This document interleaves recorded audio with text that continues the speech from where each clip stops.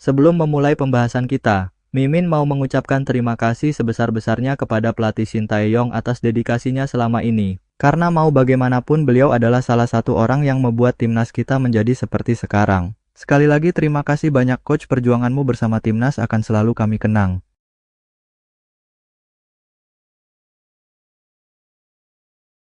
Berita pertama datang dari kabar terkait Louis van Gaal yang akan menjadi bagian dari timnas Indonesia, masih menjadi teka-teki. Sebelumnya, PSSI baru saja memecat Shin Tae-yong yang diumumkan pada Senin 6 Januari lalu. Kemudian spekulasi pengganti untuk pelatih kepala timnas mulai muncul dan menjadi perdebatan hangat. Satu sosok yakni Patrick Kluivert kemudian muncul dan selangkah lagi menjadi pelatih kepada skuad Garuda. Kabar ini dikonfirmasi langsung oleh jurnalis olahraga terkenal, Fabrizio Romano.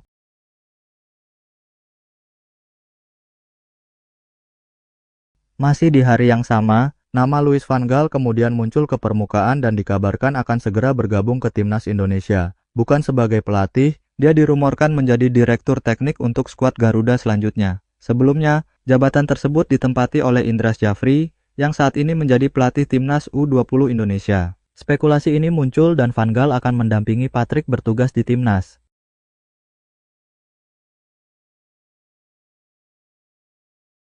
Bahkan media asal Spanyol Marca menurunkan pemberitaan terkait rencana tersebut. Tanpa adanya konfirmasi resmi, revolusi di tim nasional Indonesia telah selesai. Pagi ini, pemecatan pelatih Shin Tae-yong yang telah bertugas sejak tahun 2019 telah dikonfirmasi. Seperti yang dijelaskan oleh Fabrizio Romano, mereka telah memiliki penggantinya, Patrick Kluivert, yang baru saja mendapatkan pengalamannya di Adana Demirspor akan menjadi pelatih baru, dengan Louis van Gaal sebagai direktur olahraga, ditulis Marca.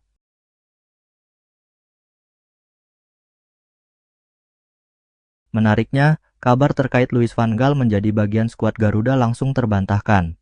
Kali ini laporan dari media Belanda, Voetbalzone, memberikan pernyataan berbeda. Melansir dari situs tersebut, jurnalis Ziggo Sports, Witse van der Goot, memberikan kabar terbaru terkait masalah ini. Menurutnya, pemberitaan yang diturunkan oleh Marca dan sempat membuat gempar ternyata salah. Dia memberikan konfirmasi bahwa Patrick Kluivert memang ditunjuk menjadi pelatih baru timnas Indonesia.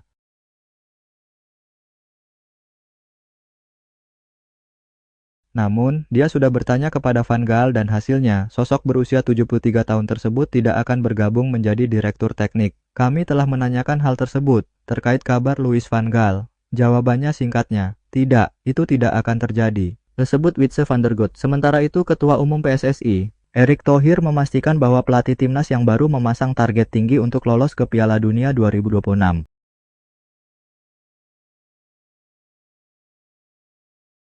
Selain itu, dia akan membawa asisten yang berkualitas selama bertugas untuk skuad Garuda. Nantinya, pengumuman pelatih baru akan dilaksanakan pada 12 Januari mendatang. Pelatih nanti datang dengan membawa beberapa asisten pelatih yang kualitasnya tinggi. Kami sedang berusaha menuju ke Piala Dunia 2026 karena target kami ke sana. Keputusan ini kami ambil bukan karena timnas Indonesia milik PSSI, tapi milik semua. Kami hanya memastikan bagaimana bisa mengukur ini sebaik-baiknya agar lebih konsisten, ungkap Erick Thohir.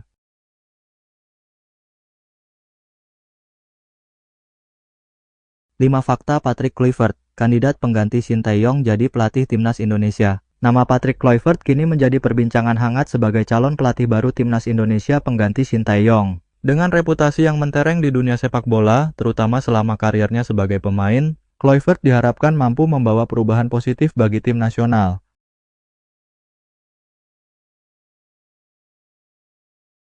Pada Senin 6 Januari siang, Ketua PSSI Erick Thohir mengumumkan pemecatan Shin Tae-yong dari jabatannya sebagai pelatih. Dalam pernyataannya, dia mengungkapkan bahwa pihaknya sudah memiliki calon pengganti, meskipun belum mengungkapkan siapa sosok pengganti yang dimaksud kepada publik.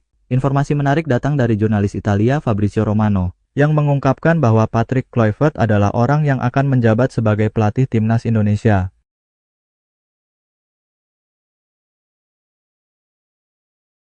Ia dikontrak selama 2 tahun dengan opsi perpanjangan 2 tahun, tulis Romano di akun X miliknya, memberikan harapan baru bagi para penggemar sepak bola tanah air. Di kalangan masyarakat Indonesia, sosok Kluivert tentu sudah tidak asing lagi. Dengan prestasi yang gemilang di dunia sepak bola, banyak yang menantikan kiprahnya di timnas Indonesia. Mari kita lihat.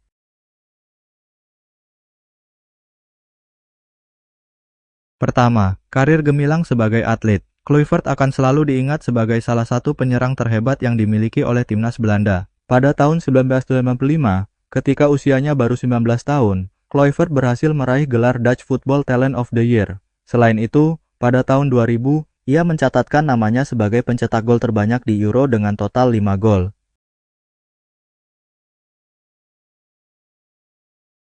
Di level klub, Kluivert memulai karirnya bersama Ajax Amsterdam dan mencatatkan prestasi yang sangat mengesankan. Selama berseragam Ajax, Kluivert berperan penting dalam membawa timnya meraih gelar Liga Champions pada musim 1994-1995. Ia menjadi pencetak gol yang menentukan saat Ajax mengalahkan AC Milan dengan skor 1-0 di final. Meskipun mengalami kesulitan saat bergabung dengan AC Milan pada tahun 1997, Kluivert berhasil bangkit dan menunjukkan performa terbaiknya di Barcelona, di mana ia mencetak 90 gol dari 182 pertandingan yang dilakoninya. Selain itu, ia juga pernah bermain untuk klub-klub lain seperti Newcastle, Valencia, PSV, dan Lille.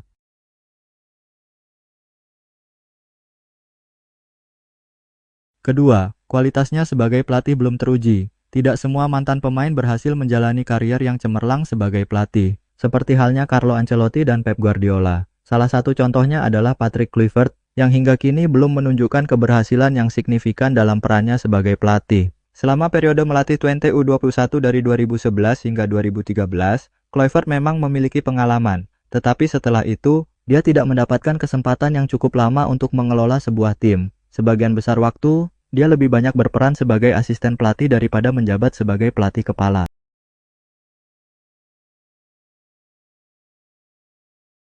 Pada tahun 2015 hingga 2016, Kluivert diangkat sebagai pelatih tim nasional Curaçao, tetapi hanya memimpin 8 pertandingan. Dia kembali ke posisi yang sama pada tahun 2021, kali ini sebagai pelatih sementara, namun hanya memimpin tim dalam 6 laga. Baru-baru ini, pada Juli 2023, Kluivert diberikan tanggung jawab untuk melatih klub Turki, Adana Demirspor. Sayangnya, dari total 20 pertandingan yang dijalani, tim yang dilatihnya mengalami 6 kekalahan, yang menunjukkan bahwa perjalanan karier kepelatihannya masih jauh dari harapan.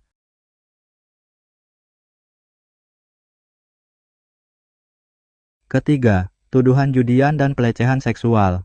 Dalam perjalanan hidupnya, Kluivert tidak lepas dari berbagai kontroversi. Pada tahun 1995, saat berusia 19 tahun, ia berhasil menempati posisi kelima dalam peringkat Ballon d'Or. Namun, tahun yang sama juga menjadi momen kelam ketika ia terlibat dalam kecelakaan, yang melibatkan pejalan kaki akibat mengemudikan mobil dengan kecepatan tinggi.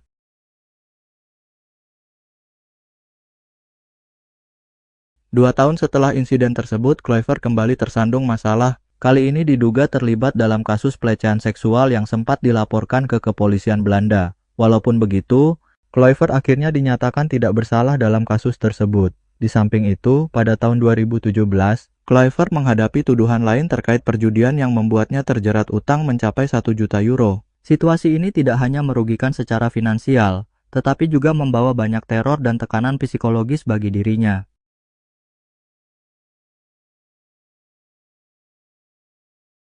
Keempat, sempat menjadi top skor sepanjang masa Belanda. Kluivert dikenal luas sebagai pemain dengan reputasi yang sangat mengesankan. Dia memulai karier internasionalnya bersama timnas Belanda pada usia yang sangat muda, yaitu 18 tahun. Momen bersejarah itu terjadi pada tanggal 16 November 1994, ketika Belanda menghadapi Rep Ceko. Selama bertahun-tahun, Kluivert menjadi salah satu andalan bagi tim nasional Belanda, berkontribusi secara signifikan dari tahun 1994 hingga 2003.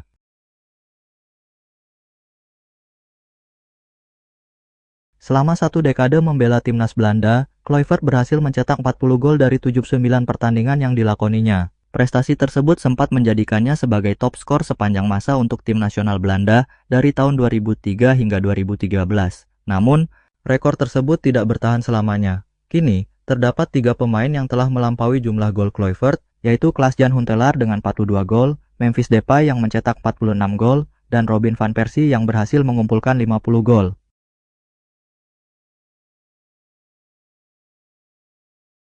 Dan terakhir, pernah tumbang 0-4 dari Bahrain. Sebelum melatih Adana Demirspor dari Juli hingga Desember 2023, Kluivert sebelumnya telah menukangi timnas Curaçao. Ia diangkat sebagai caretaker dan memimpin Curaçao dalam 6 pertandingan. Dalam 6 laga tersebut, Curaçao mengalami kesulitan untuk mendapatkan hasil yang memuaskan. Mereka hanya berhasil meraih satu kemenangan, yaitu dengan skor 8-0 saat melawan tim yang dianggap lemah, British Virgin Islands. Di luar itu, Curaçao mencatat 2 kali hasil imbang dan 3 kali kekalahan.